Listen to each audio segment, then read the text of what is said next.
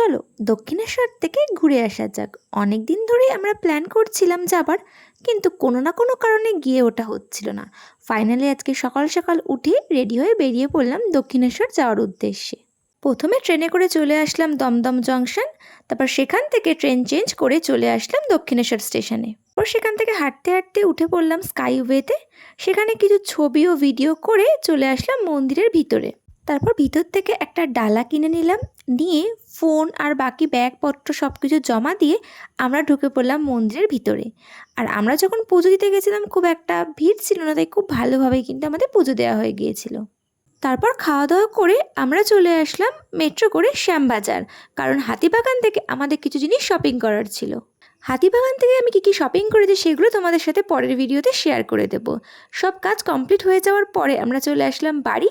আজকের ভিডিওটা এইটুকুই থাকলো, তোমাদের সাথে দেখা হচ্ছে নেক্সট ভিডিওতে। Till then take care, bye by.